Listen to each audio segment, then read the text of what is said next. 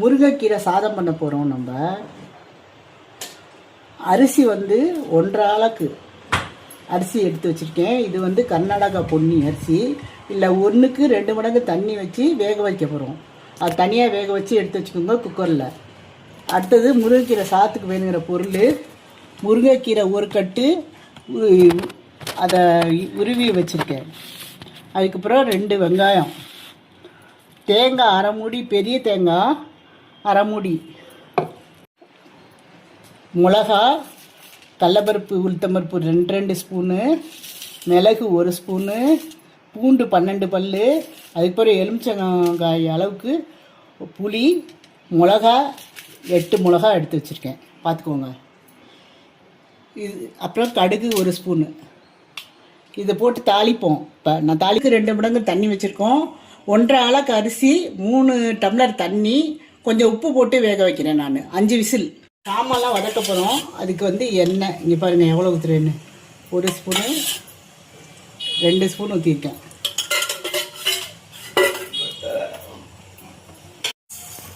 கடுகு போடுறேன். இதில் எண்ணெய் காஞ்ச பிறகு கடுகு போடுங்க. கடுகு வெடிக்கிட்டோம்.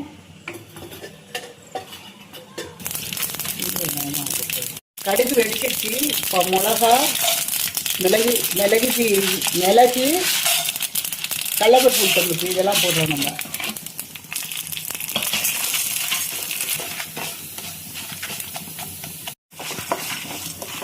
உளுத்தம்பருப்பு, கடலப்பருப்பு இதெல்லாம் வந்து வறுப்பட்டுச்சு. நம்ம இதில் வெங்காயம், பூண்டு சேர்த்த போகிறோம்.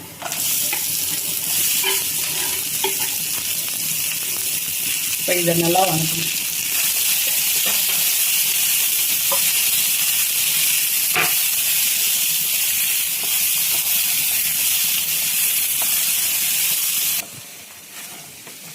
வெங்காயம், பூண்டு இதெல்லாம் வணங்கிச்சு. பாருங்கள் கலர் எப்படி இருக்குன்னு. இப்போ நம்ம முருங்கைக்கீரை போடுறோம். முருங்கைக்கீரையை நல்லா 3 தடவை அலசிட்டு எடுத்து வச்சுருக்கேன். நீங்களும் அதே மாதிரி செஞ்சு அதை நல்லா வேறு பாத்திரத்தில் எடுத்து வச்சு தண்ணி இல்லாமல் இதில் போட்டு வணங்கிக்கோங்க.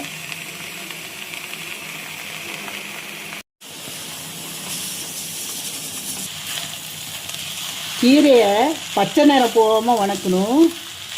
இது வந்து வயசானவங்களோ இல்லை உடம்பு முடியாதவங்களுக்கோ செரிக்காது வேகாமல் இருந்தால். அதுக்காக தான் நம்ம வந்து அரைச்சி போடுறோம். இதெல்லாம் முழுசாக போட்டு கூட செய்யலாம். நான் வந்து அரைச்சி போட்டு செய்யணும். இங்கே பாருங்கள் பச்சை கலராக தான் இருக்கும்.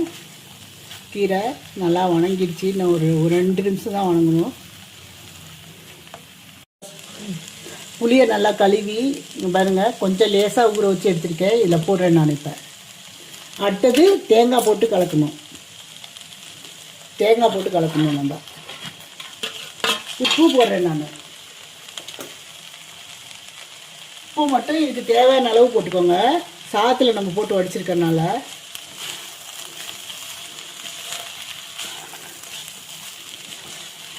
இங்கே பாருங்கள் எதுவுமே பச்சை நிறம் போகாமல் இருக்குல்ல. நல்லா வணங்கிடுச்சு, பச்சை நிறம் போகல. இப்போ நம்ம அரைச்சி எடுத்துட்டு சாதமும் நான் உங்களுக்கு கொட்டி கலந்து காமிக்கிறேன். இங்கே பாருங்கள் இதை நம்ம நரன்னு தான் அரைச்சிருக்கோம்.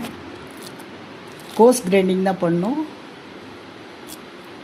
இப்போ சாதம் ஆற வச்சு வச்சுருக்கேன் நான். இங்கே பாருங்கள் தனித்தனியாக இருக்குது. பாருங்கள் வடித்தது சுத்தமாக ஆறல, சூடாக தான் இருக்குது. ஆனால் தனித்தனியாக இருக்குது சாதம்.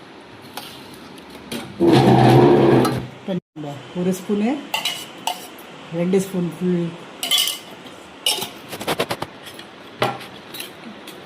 இப்போ நம்ம அரைச்சதை போட்டு கலக்கலாம்.